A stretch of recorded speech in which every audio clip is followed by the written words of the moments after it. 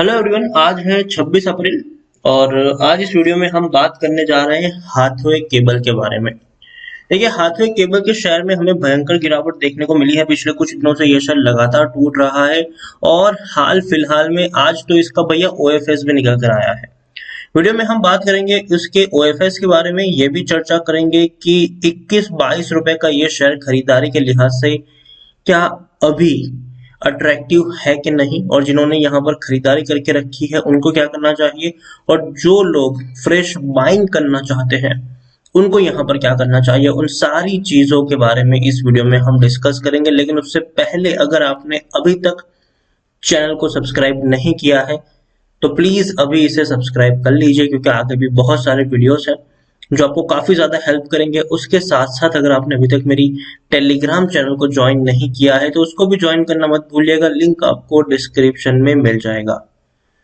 तो Hathaway cable की अगर हम बात करें तो आज शुरुआती दौर में जब मॉर्निंग में मार्केट खुला था, एक बड़ी रैली बनी थी, 22 रुपए 40 पैसे तक शेयर पहुंचा, लेकिन बाद में गिरावट है। लेकिन अभी भी 1% का ग्रोथ जरूर है। यहाँ पर एक महीने में देखें तो पिछले एक महीने में हाथवे के शेयर्स में अगर परफॉर्मेंस की बात करने जाए तो तकरीबन 14 से 15% की बड़ी गिरावट भी देखने को मिल रही है। 25 से 26 रुपए से लगातार शेयर टूट रहा है और 21 रुपए तक अभी पहुंच रहा है। पिछले कुछ दिनों से 21 रुपए का जो लेवल है उसको इन्होंने मेंटेन रखा है, क्योंकि जो ओएफएस लॉन्च इनका हुआ है वो 21 रुपए 50 पैसे का ओएफएस का फ्लोर प्राइस है। तो देखिए, इससे नीचे तो अब जाना थोड़ा सा मुश्किल लग रहा है मुझे। अब देखिए, रिलायंस इंडस्ट्रीज यहाँ पर हाथवे में एज अ प्रमोटर के तौर पर है। अब वही बड़ी हिस्सेदारी को यहाँ पर बेच रहे हैं, और एक्चुअल में बेचने का रीजन ये नहीं है कि कंपनी खराब है। बेचने का रीजन यही है कि प्रमोटर की होल्डिंग बहुत ज्यादा है। देखिए, यहाँ पर दिसंबर क्वार्टर में 94% से भी ज्यादा की होल्डिंग थी, मार्च क्वार्टर में वो 86.61% रही। लेकिन फिर भी जो सेबी का नॉर्म्स है वो ये कहता है कि प्रमोटर के पास 75% से ज्यादा की होल्डिंग नहीं होनी चाहिए, और यहाँ पर इनके पास 86-87% की होल्डिंग है। तो इसको डिक्रीज करके 75% तक लेकर आना है। और यहाँ पर आप देखेंगे कि क्वार्टर्स अगर आप देखें, म्यूचुअल फंड और एफआईज के द्वारा बड़ी खरीदारी यहाँ पर हो रही थी, ठीक है, मार्च क्वार्टर में। और अभी थोड़ी और जब बिकवाली आई है तो आप देखेंगे कि जून में भी एक बड़ी क्वांटिटी में यहाँ पर बड़े फंड हाउस की खरीदारी आपको देखने को मिल सकती है। प्रमोटर यहाँ पर जो बड़ा प्रमोटर है वो है जियो कंटेंट डिस्ट्रीब्यूशन प्राइवेट लिमिटेड। देखिए, तो यहाँ पर अगर आप देखें तो देखने में लगेगा कि भैया सिर्फ 37.93% की तो होल्डिंग है जियो के पास, लेकिन नहीं, रिलायंस की सिर्फ ये एक कंपनी है नहीं, 3 कंपनियां हैं। अब देखिए, जियो कंटेंट डिस्ट्रीब्यूशन प्राइवेट और डिस्ट्रीब्यूशन होल्डिंग प्राइवेट लिमिटेड एक कंपनी है जिनके पास इतनी होल्डिंग यहाँ पर देखने को मिल रही है हमें 37.93%। उसके अलावा एक और कंपनी है जिनके पास शेयर है हाथवे के, वो भी रिलायंस की ही है, Jio internet distribution holding private limited. इसके अलावा एक और है Jio cable and broadband holding private limited. इन तीनों कंपनियों के मिलाकर शेयर इतने ज्यादा है कि भैया अब इनको बेचने पड़ रहे हैं, ठीक है। और यहाँ पर आप देखिए, जो होल्डिंग बेच रहे हैं वो 11.61% की स्टेक ये लोग बेच रहे हैं। मतलब अगर देखने की कोशिश करें तो देखिए, एग्जैक्टली उतनी ही होल्डिंग बेच रहे हैं जिससे उनकी 75% की होल्डिंग हो जाए कंप्लीटली। 86.61% में से अगर हम 11.61% अगर माइनस कर दे तो बचती है 75% की होल्डिंग। तो ऐसा नहीं है कि हाथवे की कंपनी खराब है इसीलिए ये लोग बेच रहे हैं, जी नहीं। सेबी के जो नॉर्म्स है उसको फुलफिल करने के लिए इनको बेचना पड़ रहा है। अब देखिए, यहाँ पर according to the latest shareholding pattern promoter held 86.61%, और इसीलिए उसको 75% तक लेकर आने की बातचीत भी यहाँ पर चल रही है। यहाँ पर एक और चीज अगर मैं आपको दिखाऊं, the share sales by promoter firm are aim to achieving the minimum public shareholding companies. तो जो सेबी का रेगुलेशन है उसी को अचीव करने की कोशिश कर रहे हैं। अब ये ओपन कब हो रहा है, देखिए, जो नॉन रिटेल इन्वेस्टर्स है उनके लिए 26 अप्रैल को, मतलब आज ओपन हुआ है, और जो retail and non retail investors है वो कैरी फॉरवर्ड कर सकते हैं 27 अप्रैल तक इसको। तो ये भी बात है, आज से ओपन हुआ जरूर है।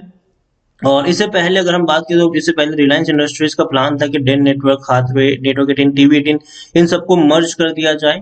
लेकिन बाद में अब अगर हम देखने की कोशिश करें तो ये प्लान अभी तो कह सकते हैं कि कैंसिल हो चुका है। और देखने वाली बात है कि आने वाले दिनों में क्या होगा। ओवरऑल अगर मैं कहूँ तो जो फ्लोर प्राइस है वो 21 रुपए पे 50 पैसे का है और शेयर अभी उसी के आसपास ट्रेड कर रहा है। तो अब एक स्ट्रॉन्ग सपोर्ट आप कह सकते हैं कि 21 रुपए 50 पैसे पर एक स्ट्रॉन्ग सपोर्ट बन चुका है। अब वहां से नीचे तो ये शेयर नहीं जा सकता है।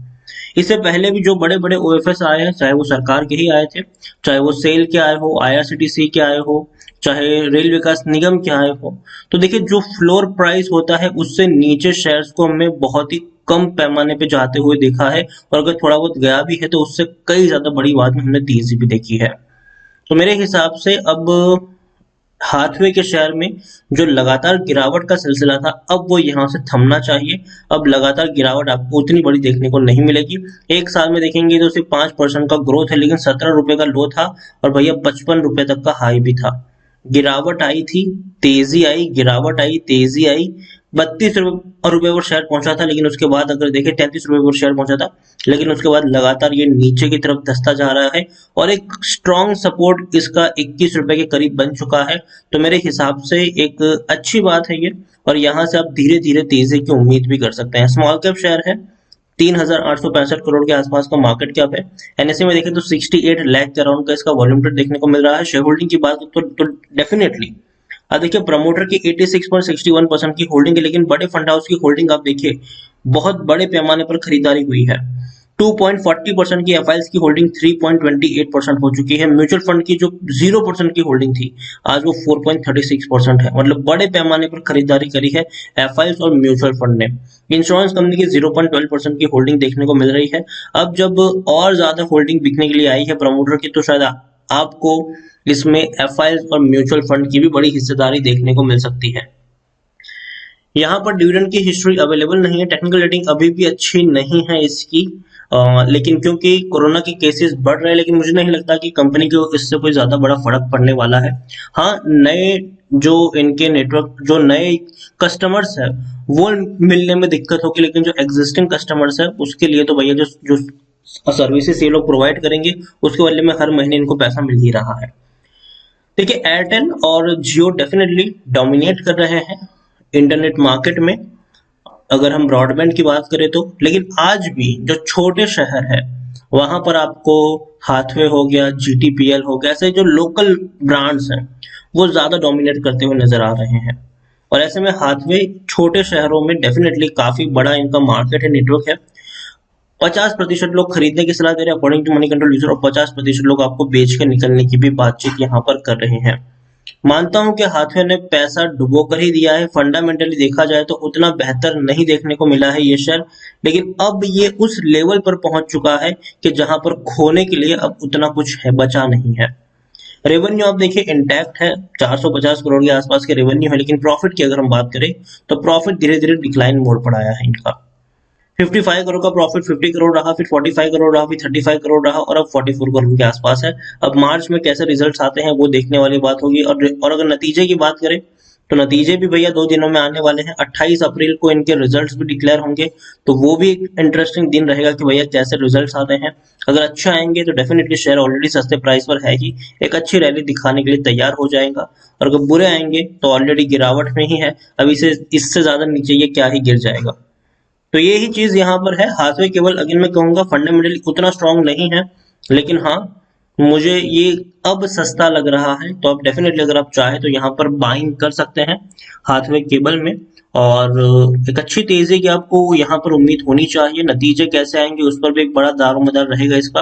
तो अगेन कहूंगा कि खरीदारी करते हो तो थोड़ी सी खरीदारी अभी आप चाहो तो कर सकते हो, और बाकी की खरीदारी आप जब नतीजे आएंगे 28 अप्रैल को तब चाहे तो आप उसके बारे में फैसला ले सकते हैं। तो ओवरऑल जैसे कि मैंने कहा कि फ्लोर प्राइस भैया 21 रुपये 50 पैसे का ही है, तो इससे नीचे तो ये क्या ही गिर जाएगा। तो अगर आप चाहे तो बाइंग कर सकते हैं। अब आप यहाँ पर ओएफएस में अप्लाई करें या फिर ओपन मार्केट से अप्लाई करें, कोई ज्यादा फर्क पड़ने वाला यहाँ पर है नहीं। तो हाथवे के लिए मैं एक खास अगर मैं रिटेल निवेशक की बात करूँ तो उनको कोई खास फर्क नहीं पड़ेगा, लेकिन हाँ जो बड़े फंड हाउसेस हैं वो तो डेफिनेटली ओएफएस से ही खरीदारी करना पसंद करेंगे। लेकिन जो रिटेल निवेशक होते हैं वो जनरली 500 600 700 1000 शेयर खरीदते हैं, तो उनको तो भैया कोई ज्यादा फर्क नहीं पड़ेगा। 40 पैसों का ही फर्क पड़ रहा है अभी, और इवन 30 40 पैसों का फर्क पड़ रहा है। तो वो ओएफएस से खरीदे या फिर ओपन मार्केट से खरीदे, तो उनके लिए कोई फर्क, सेम ही प्राइस में अभी ट्रेड कर ही रहा है ये, और इससे ज्यादा नीचे गिरने के चांसेस मुझे कम लग रहे हैं हाथवे केबल में। तो खरीदारी करिए, बने रहिए। फ्रेश बाइंग करना चाहो थोड़ी सी क्वांटिटी खरीद सकते हो, बाकी की क्वांटिटी एक बार रिजल्ट्स आ जाए इनके 28 तारीख को, तब आप खरीद सकते हो। तो वीडियो को यहीं पे एंड करूंगा। पसंद आया हो तो लाइक कर, शेयर कर। चैनल पर अगर आप पहली बार आए तो प्लीज सब्सक्राइब करें, और हाथवे केबल के बारे में आप क्या सोचते हैं वो भी आप मुझे कमेंट में लिखकर बता सकते हैं। Thank you.